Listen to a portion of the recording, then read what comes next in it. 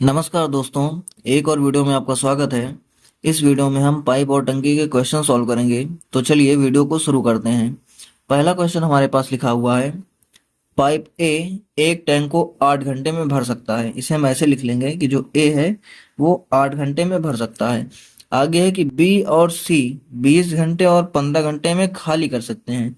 तो जो बी और सी है वो 20 घंटे और 15 घंटे में क्या करेंगे, खाली करेंगे। तो खाली के लिए हम माइनस लगा देंगे। आगे क्वेश्चन कह रहा है कि पहले ए और बी को खोला जाता है। तो हम पहले क्या करेंगे, क्वेश्चन आगे सॉल्व करने से पहले हमें क्या करना है, इसका एलसीएम ले लेना है। इससे हमें टंकी की कैपेसिटी मिल जाएगी 8, 20 और 15। इसका जो एलसीएम होता है वो होता है 120। 8 से इसको डिवाइड करेंगे तो आ जाएगा हमारे पास 15। ये हो जाएगी सी कार्य क्षमता। 20 से डिवाइड करेंगे तो आ जाएगा -6, ये हो जाएगी बी की कार्य क्षमता। और 15 से डिवाइड करेंगे तो आ जाएगा 8, ये हो जाएगी सी की कार्य क्षमता। आगे क्वेश्चन कह रहा है कि पहले ए और बी को 5 घंटे के लिए खोला जाता है। तो देखो 5 घंटे में ए और बी कितना काम कर देंगे।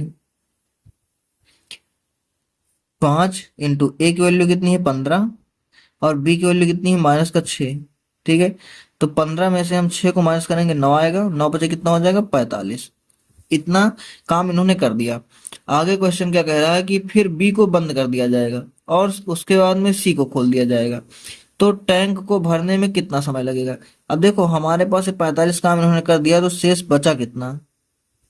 बचा टोटल था हमारे पास 120 और इन्होंने कितना कर दिया 45 कर दिया। तो हमारे पास कितना बच गया, 120 था यहाँ पर, 45 उन्होंने कर दिया तो हमारे पास कितना बच गया, 10 में से 5 गया 5 बचा और 11 में से 4 गया तो 7 बचा, यानी कि 75 हमारे पास अब काम शेष रह गया। आगे क्वेश्चन कह रहा है कि अगर बी को बंद करने के बाद में सी को खोल दिया जाएगा तो हमें टाइम बताना है, कितना टाइम लगेगा। अब आगे जो ए और सी के लिए जो टाइम लगेगा वो कितना हो जाएगा। हमारे पास काम कितना बचा है 75 और इन दोनों की कार्य क्षमता कितनी है ए और सी की, तो 15 और 8, 15 माइनस 8 कितना हो जाएगा 75 बटे 15 माइनस 8 कितना हो जाता है 7 हो जाता है।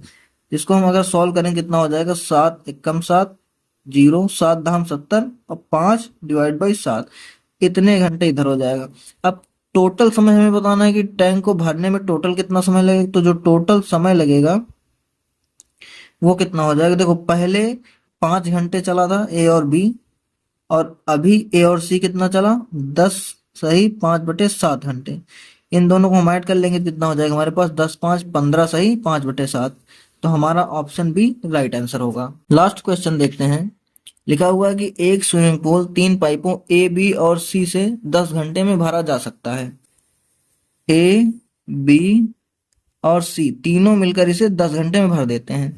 सी जो है बी से दोगुना है, यानी कि सी हो गया बी हो गया, सॉरी बी हो गया और ए हो गया।